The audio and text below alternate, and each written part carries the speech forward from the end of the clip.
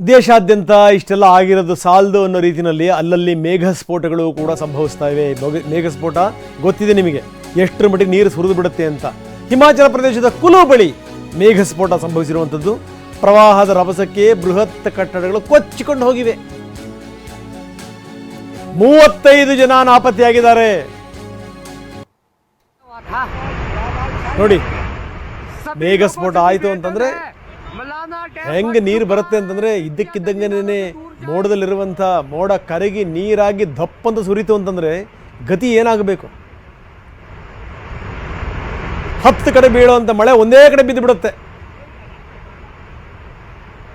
ಇದ್ದಕ್ಕಿದ್ದಂಗೆನೇ ಸಣ್ಣ ಪುಟ್ಟ ನದಿ ತೊರೆಗಳು ಕೂಡ ದೊಡ್ಡ ಉಗ್ರ ರೂಪ ತಾಳಿಬಿಡ್ತವೆ.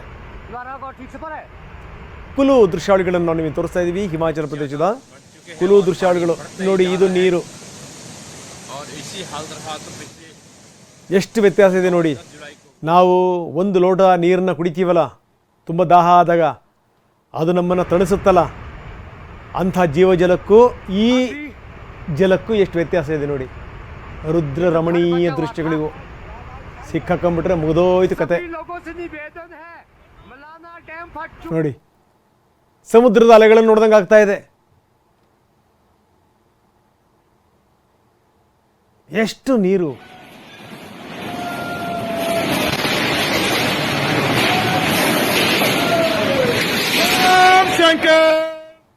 ಕಟ್ಟಡಕ್ಕೆ ಕಟ್ಟಡವೇ ನೆಲಸಮ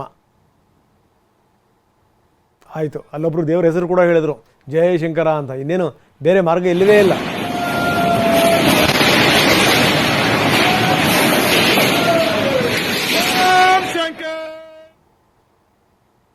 ಕುಲು ದೃಶ್ಯಾವಳಿಗಳನ್ನು ನಾವು ನಿಮಗೆ ತೋರಿಸ್ತಾ ಇದ್ದೀವಿ ಎಷ್ಟರ ಮಟ್ಟಿಗೆ ಅಂತ. ಯಾರೂ ಎಕ್ಸ್ಪೆಕ್ಟ್ ಮಾಡಿರಲ್ಲ ಈ ರೀತಿ ಆಗುತ್ತೆ ಅಂತ. ಇದು 3 ಮಹಡಿಯ ಕಟ್ಟಡ ನೋಡ್ತಾನೆ ನದಿಗೆ ಉರುಳಿತು. ನದಿಯ ಮಗ್ಗಲಲ್ಲೇ ಕಟ್ಟಿದ್ರು ಅಂತ ಅನಿಸುತ್ತೆ. ಇದು ವಿಪರೀತ ಪ್ರಮಾಣದಲ್ಲಿ ನೀರು ಹರಿದು ಬಂತು, ಮುಗಿದೋಯ್ತು ಕತೆ.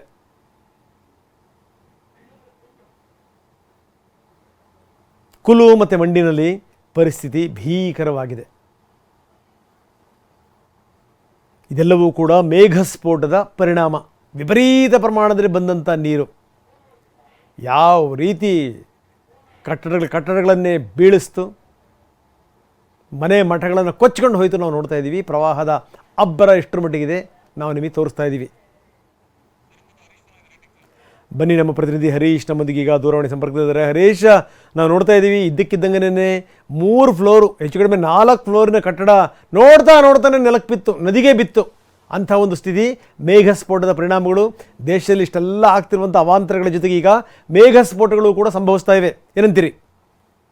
ಹೌದು ರಂಗನಾಥ್, ದೇಶಾದ್ಯಂತ ಮಾನ್ಸೂನ್ ಅಬ್ಬರ ಹೆಚ್ಚಾಗಿದೆ. ಅದರಲ್ಲೂ ಕೂಡ ಹಿಮಾಚಲ ಪ್ರದೇಶ, ಉತ್ತರಾಖಂಡ್ನಲ್ಲೂ ಮೇಘಸ್ಫೋಟ ಪ್ರಕರಣಗಳು ಈಗ ಕಂಡು ಬರ್ತಾ ಇದೆ. ಅದರಲ್ಲಿ ಹಿಮಾಚಲದಲ್ಲಿ ನಿನ್ನೆ ರಾತ್ರಿ ಮೇಘಸ್ಫೋಟ ಸಂಭವಿಸಿದೆ. ಕುಲು ಹಾಗೂ ಮನಾಲಿ 2 ಜಿಲ್ಲೆಗಳಲ್ಲೂ ಕೂಡ ಇದರ ಪರಿಣಾಮ ಬೀರಿರುವಂತಹದ್ದು. ಕುಲುವಿನ 2 ಪ್ರದೇಶ, ನಿರ್ಮಾಂದ ಹಾಗೂ ಕುಲುವಿನ ಪ್ರದೇಶದಲ್ಲಿ ಸಾಕಷ್ಟು ಹಾನಿಯಾಗಿದೆ.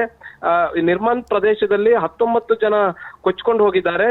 ಮುಖ್ಯವಾಗಿ ಜಲವಿದ್ಯುತ್ ಘಟಕಗಳನ್ನ ಅಲ್ಲಲ್ಲಿ ನಿರ್ಮಾಣ ಮಾಡಲಾಗಿರುತ್ತೆ ವಿದ್ಯುತ್ ಉತ್ಪಾದನೆಗಾಗಿ. ಒಂದು ಕಾಮಗಾರಿ ನಡೀತಿದ್ದಂತಹ ಪ್ರದೇಶದಲ್ಲೂ ಕೂಡ ಅನೇಕ ಕಾರ್ಮಿಕರಿದ್ರು, ಅವರುಗಳು ಕೂಡ ಕೊಚ್ಕೊಂಡು ಹೋಗಿದ್ದಾರೆ ಅನ್ನುವಂತಹ ಮಾಹಿತಿ ಸಿಗ್ತಾ ಇದೆ. ಇನ್ನ ಮಂಡಿ ಪ್ರದೇಶದಲ್ಲೂ ಕೂಡ ಸಾಕಷ್ಟು ಮನೆಗಳು ಕೊಚ್ಕೊಂಡು ಹೋಗಿವೆ.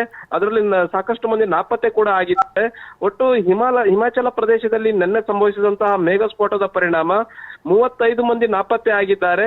ದೊಡ್ಡ ದೊಡ್ಡ ಮನೆಗಳೇ ಕೊಚ್ಕೊಂಡು ಹೋಗಿವೆ. ನದಿಗಳಾಗಿ ಸಣ್ಣ ತೊರೆಗಳ ನದಿಗಳ ಸ್ವರೂಪವನ್ನು ಪಡೆದು ಉಕ್ಕಿ ಹರಿತಾ ಇರುವಂತಹದ್ದು ರಂಗನಾಥ್. ಓಕೆ ಹರೀಶ್, ಧನ್ಯವಾದ ತಮ್ಮೆಲ್ಲ ಮಾಹಿತಿಗೆ.